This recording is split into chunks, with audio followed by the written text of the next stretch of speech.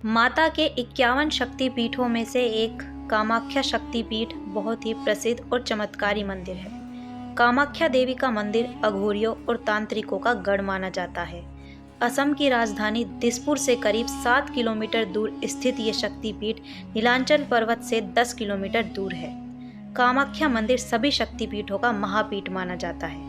इस मंदिर में आपको देवी दुर्गा या मां अम्बे की कोई मूर्ति या चित्र नहीं दिखेगा, बल्कि इस मंदिर में एक कुंड बना है जो हमेशा फूलों से ढका रहता है और इस कुंड से हमेशा जल निकलता रहता है।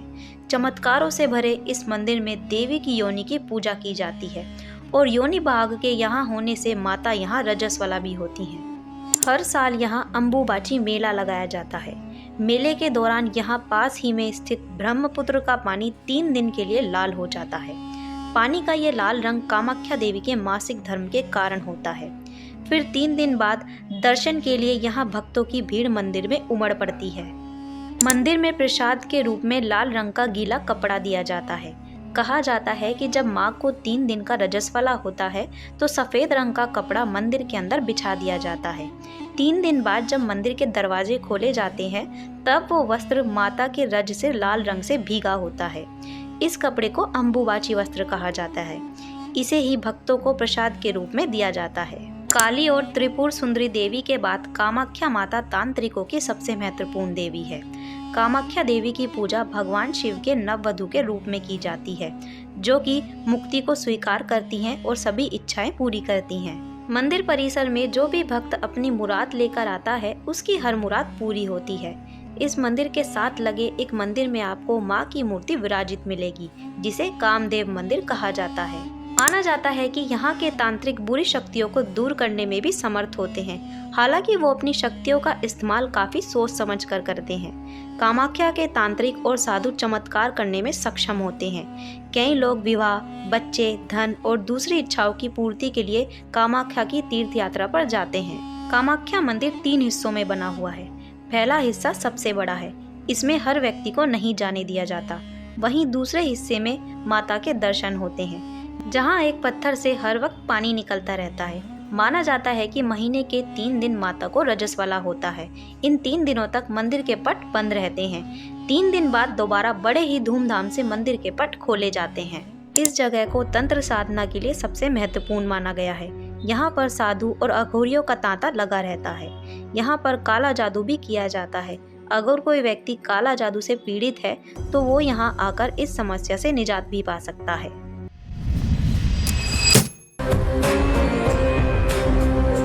कामाख्या मंदिर में काले जादू की पूजा के बारे में बहुत लंबे समय से मान्यता है।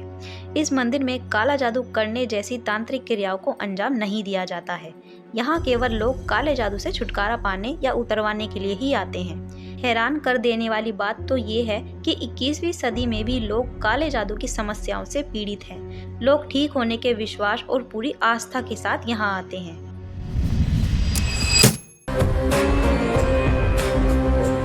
यहाँ काला जादू या वशीकरण हटाने की पूजा साधु और अघोरियों द्वारा की जाती है। साधु और अघोरी हमेशा मंदिर परिसर में रहते हैं। मान्यता है कि ये अघोरी 10 महाविद्याएं जानते हैं। पूजा में काले जादू के कष्टों का समाधान शामिल है। देखकर आप कह सकते हैं कि कामाख्या देवी का मंदिर समस्याओं का इलाज करने के लिए है, ना कि मानवता के खिलाफ विद्याओं का उपयोग करने के लिए। यहाँ के साधु लोगों को बुरी आत्माओं से छुटकारा दिलाने में लोगों की मदद करते हैं। कहा यह भी जाता है कि मंदिर के आसपास बैठने वाले साधुओं को भी सिद्धियां और शक्तियां प्राप्त हैं।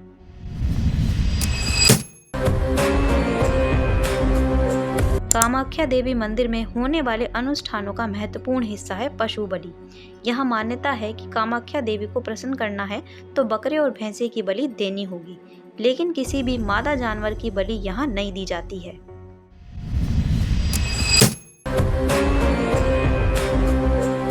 यहाँ वशीकरण पूजा भी की जाती है। मान्यता है कि वशीकरण आकर्षण की पूजा है।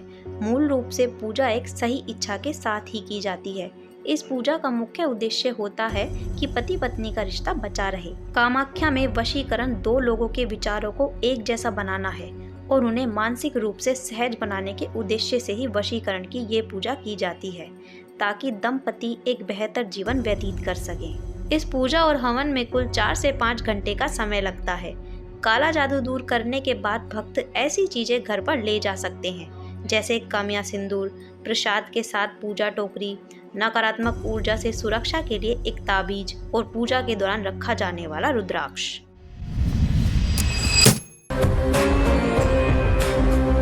इस विषय पर अगर गंभीरता से सोचें तो कई बार ऐसे सवाल मन में आते हैं कि क्या देवी और एक आम लड़की में अंतर है। इसीलिए जहां देवी के रजस्वला होने पर उत्सव मनाया जाता है, वहीं एक आम स्त्री, महिला या लड़की के किचन में एंट्री तक पर रोक लगा दी जाती है। ऐसा क्यों है? तंत्र शास्त्र कहता है कि जिस वक्त किसी महिला या लड़की को पीरियड्स आते हैं, उस समय वो अशुद्ध नहीं बल्कि ज़रूरत से ज़्यादा शुद्ध होती है। वो लड़की उस दौरान बहुत ज़्यादा सेंसिटिव हो जाती है। इसीलिए अगर ऐसी फीमेल किसी भी मंदिर में जाती हैं तो मंदिर में मौजूद देवता या देवी, भगवान की शक्ति उनकी ओर अट्रैक्ट होने लगती है। अगर ऐसा होता है तो ये उस मंदिर के लिए भी खतरनाक साबित हो सकता है और उस फीमेल के लिए तो ये ज़रूरत से ज़्यादा कठिन हो जाता है, क्योंकि हम मनुष्य हैं, हमारे अंदर उस दिव्य ऊर्जा को संभालने की क्षमता नहीं है। इसीलिए तंत्र शास्त्र में एक रजस वाला औरत को मंदिर के अंदर प्रवेश करने से मना किया गया है। तंत्र शास्त्र का विज्ञान कहता है कि एक रजस वाला महिला या लड़की के सातों चक्र बिल्कुल एक्टिव स्टेज में होते हैं। खास तौर पर मूलाधार चक्र सबसे ज़्यादा जागृत होता है। माही तंत्र कहता है कि किसी भी तरह के तांत्रिक देवी देवता जिनका संबंध मूलाधार चक्र से होता है, जैसे देवी कामाख्या, भैरव भैरवी, देवी तारा या त्रिपुर सुंदरी, उनकी शक्ति को विग्रह से निकलकर उस लड़की या महिला के शरीर में जाने में समय नहीं लगता। और मेंसेस के दौरान अगर दिव्य शक्तियों का 1% हिस्सा भी आपके शरीर में चला जाता है तो आप उस शक्ति को संभालने योग्य नहीं होते। तब आपके लिए परेशानियां बढ़ सकती हैं। लेकिन ऐसी बहुत सी महिला साधिका हैं जो खुद को जागृत कर चुकी है, जो तंत्र के मैप पर आगे बढ़ चुकी है और वो अपने आप को इस स्टेज पर भी संभाल सकती हैं। इसीलिए कुछ महिलाएं पीरियड्स होने के दौरान भी बड़ी बड़ी साधनाओं को अंजाम देती हैं।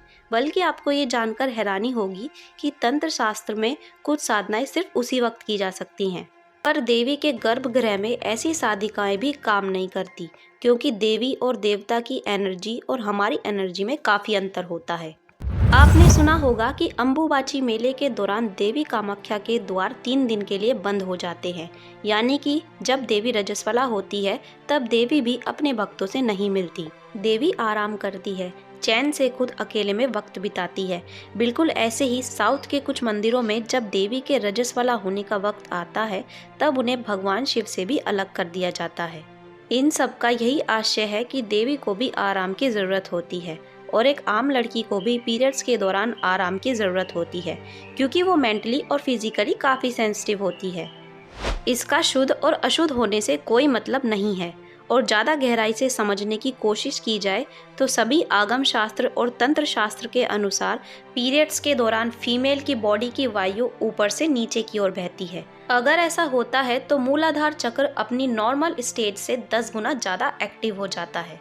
और अगर इस कंडीशन में कोई भी फीमेल तांत्रिक रूप से सिद्ध मंदिर या किसी आम मंदिर के संपर्क में भी आ जाती है तो उन्हें ज़्यादा ब्लीडिंग होने लगती है और साथ ही मेंटल सेंसिटिविटी भी इतनी ट्रिगर हो जाती है कि वो खुद पर काबू नहीं रख पाती और ईश्वर को अपने अंदर महसूस करने लगती है।